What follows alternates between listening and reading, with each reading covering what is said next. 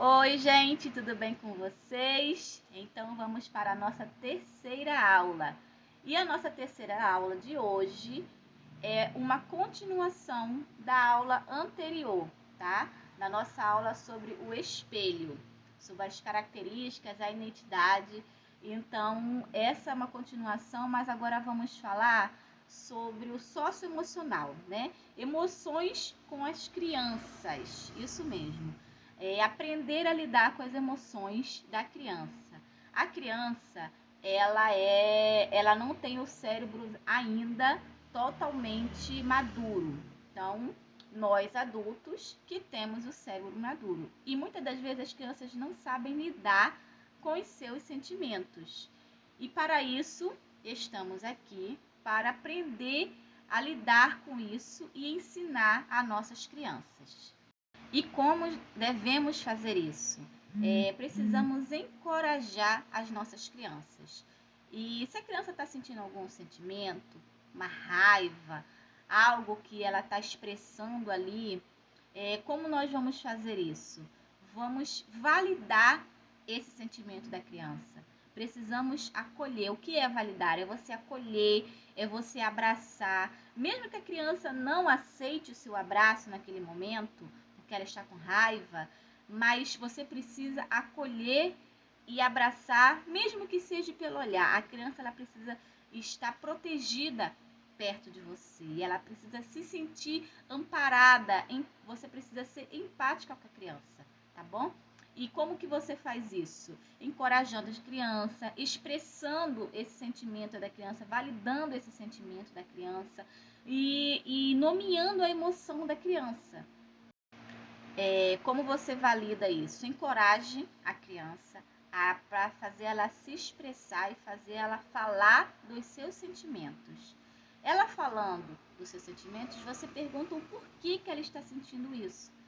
E aí você pode fazer um diálogo com ela. Uma coisa que você pode fazer também é falar dos seus sentimentos, falar como você se sente.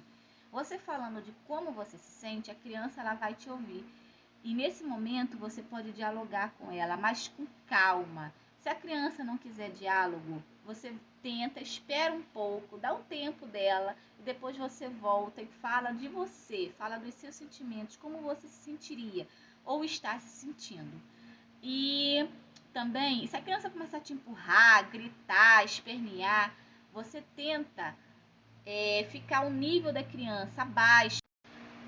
Por que você precisa baixar, você precisa conversar na mesma altura que a criança? Porque a criança não tem que subir a cabeça para olhar para você, porque você tem que ser autoridade, você não precisa ser autoritário, é diferente, tá? Você não é um militar, você não é um general, você é a mãe ou o pai dessa criança, você é a professora dessa criança, tá?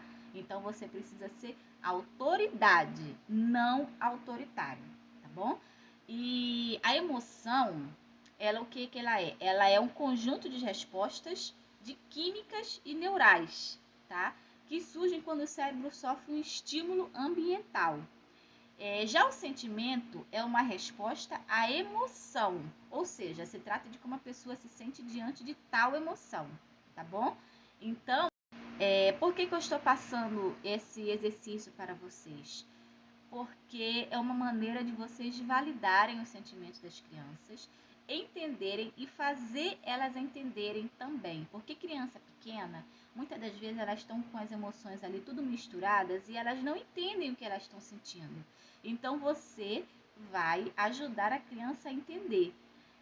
Outra coisa, com adolescente, como que você vai trabalhar isso com adolescente? Adolescente é tudo a flor da pele, é tudo demais, tá? Então, o adolescente, muitas das vezes, eles misturam sentimentos, também como as crianças. Então, você precisa também ajudar o adolescente no diálogo, a entender o adolescente, porque o adolescente, ele se acha que sabe de tudo, mas muitas das vezes eles estão misturando as coisas. E você precisa ter esse diálogo com o adolescente, tá bom?